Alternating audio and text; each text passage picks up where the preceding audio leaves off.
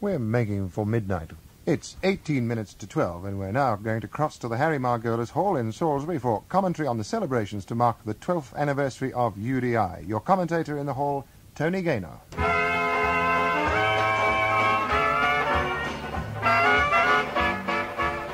And a very good evening to you, and welcome to an absolutely packed Harry Margolis Hall here in Salisbury, which, as you can hear at the moment, is absolutely jumping to a Dixieland selection from some of the leading members of the band for this evening. The object of the exercise, of course, this evening is the holding of the 12th Independence Anniversary Charity Ball. And may we hope that wherever you may be just now, no matter how far removed from the gaiety and pomp of the ballroom, that you too may join us in welcoming a new year for independent Rhodesia. The guest of honour this evening is, of course, our Prime Minister, the Honourable Ian Douglas Smith and Mrs. Smith. And they have been joined by some 600 people of all walks of life, captains of industry, politicians, farmers, professional men, all walks of Rhodesian life. But tonight, of course, it is not the personalities that count, it is the occasion, coming together to celebrate 12 years of independence and to bid welcome to a new year with all its challenges and all its promise. And of course, let it not be forgotten that this is a charity ball. The charity chosen to benefit this year is Kazovac. Operation Kazovac is the name given by the Lions Club to their endeavour to raise the sum of $100,000 towards the cost of the supply and upkeep of rehabilitation units and operating theatres for the Army Medical Corps. And this theme is very much to the fore this evening. Sitting with the Prime Minister is Colonel John Ainsley, the Director of Medical Services of the Rhodesian Army, and a little while ago he was presented with a cheque for $4,000, the net proceeds from this ball this evening. Where the Prime Minister is sitting, just behind him, shall I say, we have the flag of the Rhodesian Army, and all about the walls, the ballroom is bedecked with regimental flags. The Prime Minister and Mrs. Smith arrived here promptly at 8:30 and were piped to their places and have spent the last few hours relaxing, dancing, and signing autographs. And indeed, the Prime Minister is dancing at the moment. So while we're waiting for him to make his way to the stage, might I suggest that you too might enjoy some of the music from the band of the BSAP.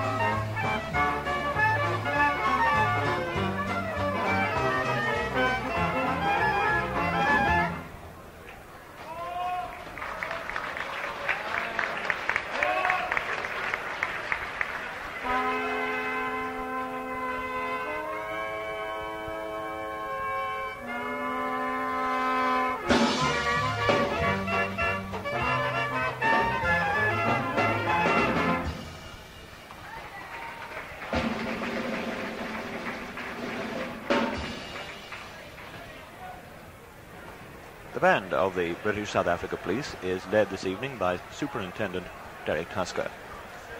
And now we are moving towards the climax of the evening.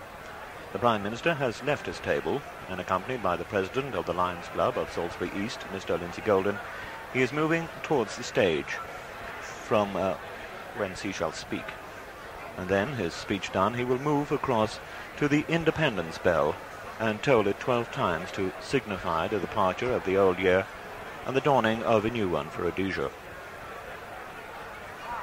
On the 12 occasions on which we have gathered at this Independence Ball, this bell has become as permanent a feature as Christmas trees are of Christmas.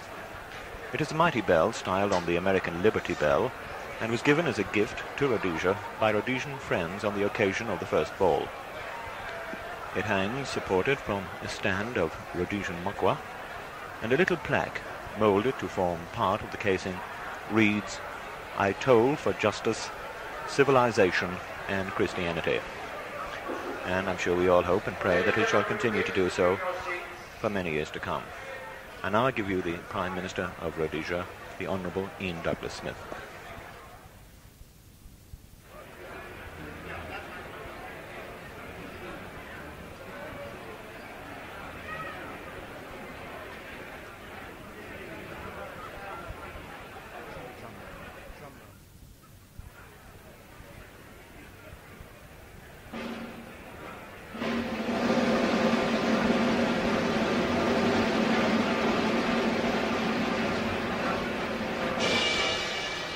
Honourable Prime Minister, Mrs. Smith, honourable ministers, distinguished guests, ladies and gentlemen. This evening there have been many thank yous made to all the people, or most of the people, who have made this magnificent evening possible. But there is one, as far as I'm concerned, one little gap that has not been filled. And I would like to say a very big thank you on behalf of you all to the people who have made the whole evening possible, because without them there would have been no evening, no Harry Margolis Hall, nothing. And I refer, ladies and gentlemen, to the troupies. To the troupies, ladies and gentlemen.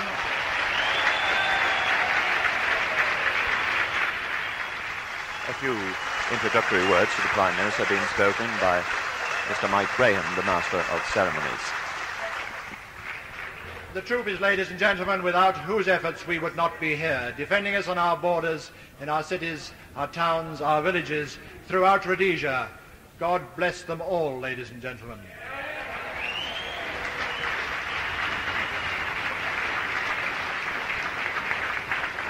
Now, all the ladies this evening were presented with a plaque, a copper plaque, a beautiful copper plaque again.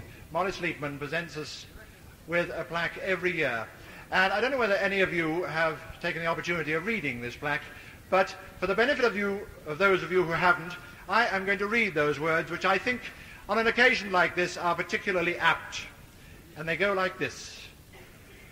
And someday may man realize that all the earth, the seas and skies, belong to God who made us all, the rich, the poor, the great, the small.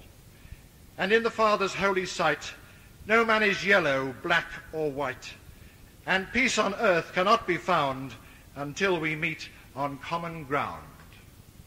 I think you will agree, ladies and gentlemen, that those words this evening are particularly apt.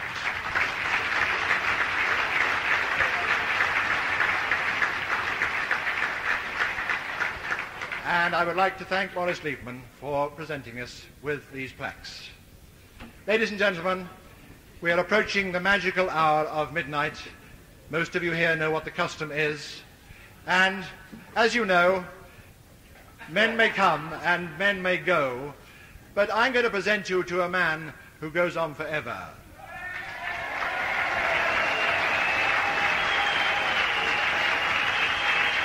And ladies and gentlemen, I give you our Prime Minister, the Honourable Ian Douglas Smith.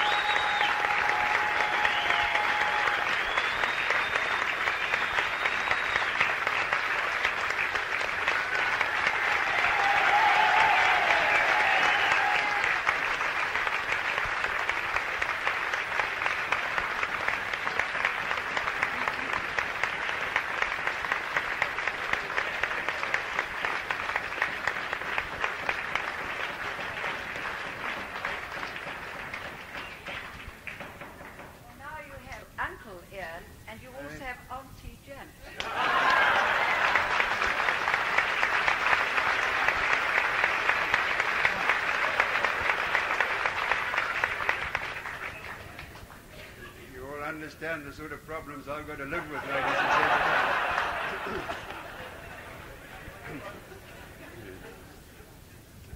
Sit down, please.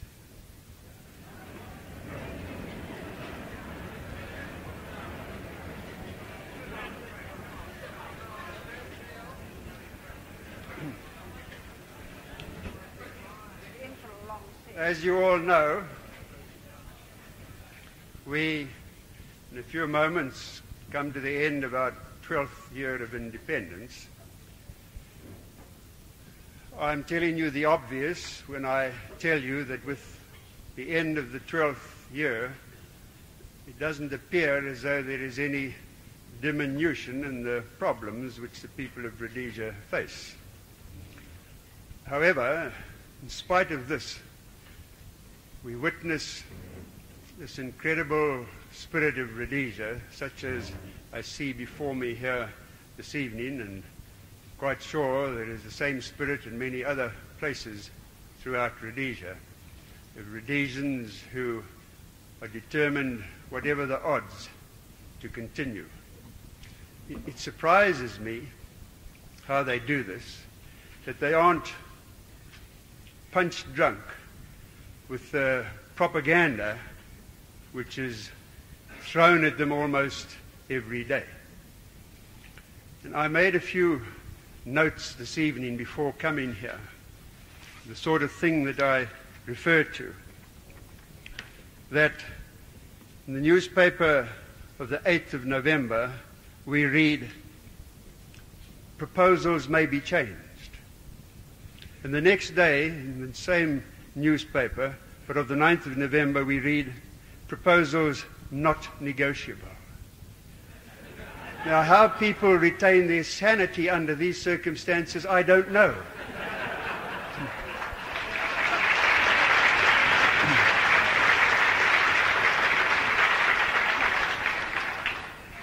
We also read in the paper of the 8th of November, a new amended white paper would take into account Rhodesian objections.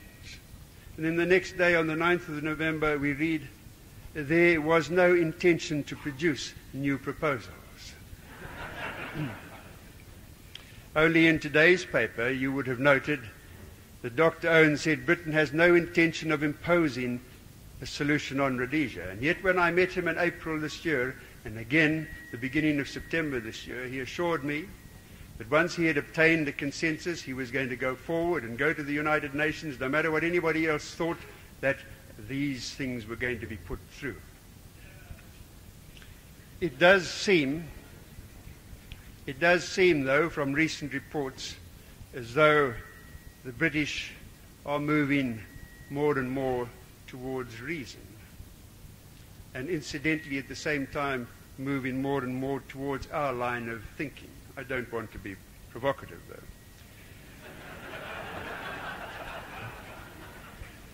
We will only settle this problem if people are prepared to bring reason into the picture.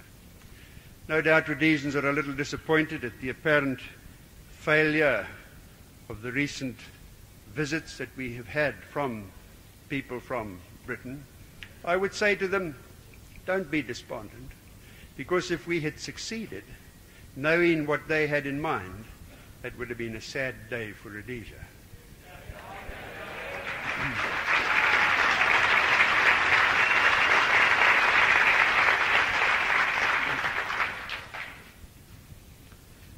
I would go further and say this to Rhodesians. Even if we didn't have the kind of inconsistency which I have referred to thrown at us day after day, even if for some reason or other things changed, I would still urge you to be very much on your guard against the stances and the posturings taken by various politicians who are associated with this exercise. Because, ladies and gentlemen, they are jockeying for position. And this is all part of this game of politics, and I don't have to tell you that I speak with a little bit of experience. And so I would again issue a warning to the Rhodesian people not to take too seriously, especially the pessimistic news, the bad news, because it is amazing how gaps can be closed and how in the end even politicians have to come to their senses and face up to the realities of life. I think it would be tragic if the people who are taking part in this latest British initiative had not learnt the lesson that while Rhodesians are prepared to be reasonable, if you try to push them too far, then you fail. One would have thought that from past experience they would have learnt this lesson. However, from the recent comings and goings, I think we have cause to wonder. It would be a tragedy if they haven't learned, and if this present initiative goes the same way as the others. Let me hasten to add, as far as we in Rhodesia are concerned, we are ready to show great reason. And if there is a response from the other side, I think the world would be agreeably surprised at the amount of reason that will be forthcoming from Rhodesia.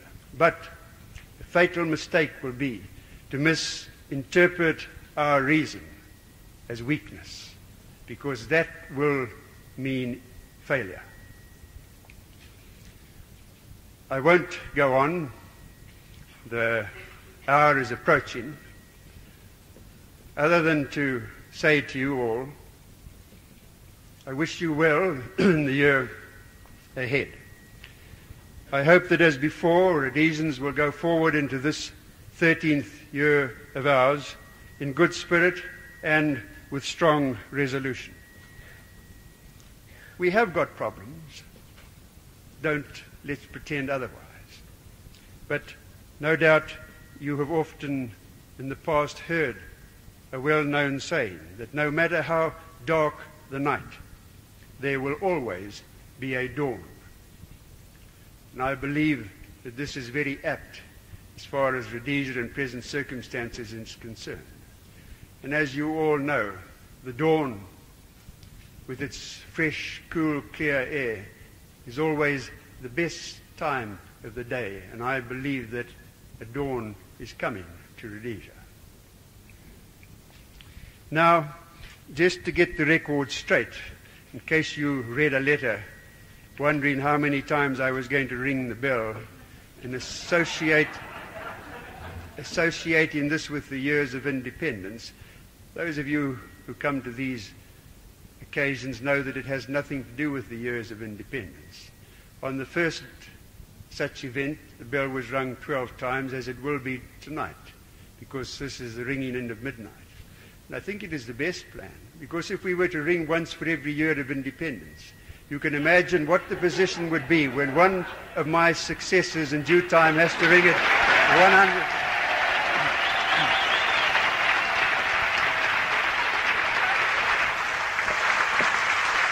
Well, I said a little earlier that this wasn't the night for personalities, but I withdraw the remark. And now the Prime Minister. You drowned me out. I was going to say 100 times. Now the Prime Minister moves to the independence bell to toll it 12 times to mark the beginning of a new year for Rhodesia.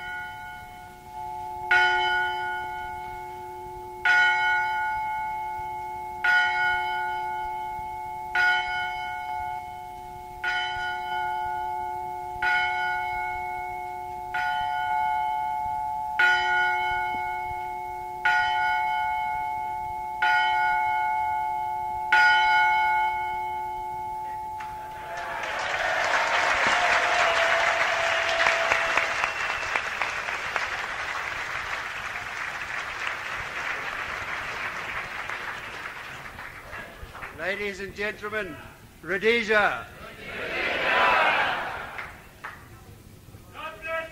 And may I suggest that wherever you may be, you too may charge your glass and toast Rhodesia.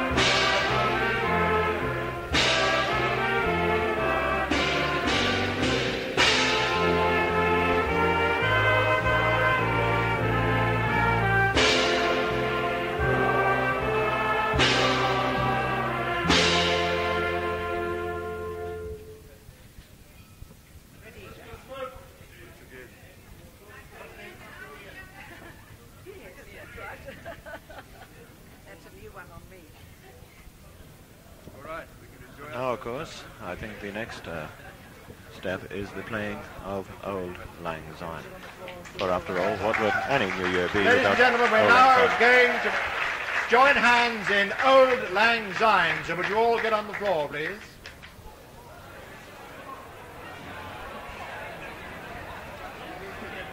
You want us to do it here or go down?